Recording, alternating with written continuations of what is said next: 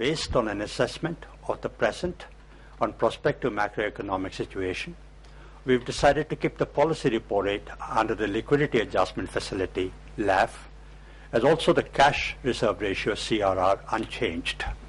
So clearly, saving rupee was the main aim of the Reserve Bank of India in its first quarter review of the monetary policy for the financial year 2013-14.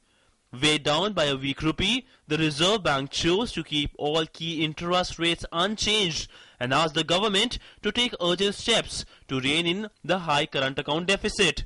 The Reserve Bank also said that recent liquidity tightening measures taken to support the rupee will be rolled back in a calibrated manner as stability is restored to foreign exchange market, enabling it to revert to the policy of supporting growth with continuing vigil on inflation. The liquidity tightening measures instituted by the Reserve Bank over the last 2 weeks are aimed at checking undue volatility in the foreign exchange market. They will be rolled back in a calibrated manner as stability is restored to the foreign exchange market, enabling monetary policy to revert to supporting growth with continuing vigil on inflation.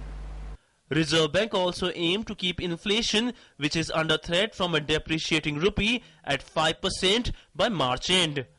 Also lowering the GDP growth projection for the current fiscal to 5.5% from 5.7%, the central bank said that the external sector is the biggest threat to the economic stability. But it's the rupee which is giving headache to the central bank. Earlier this month, Reserve Bank of India announced a number of measures by which liquidity was squeezed from the system to support the rupee. Rupee is one of the worst performing currencies in Asia.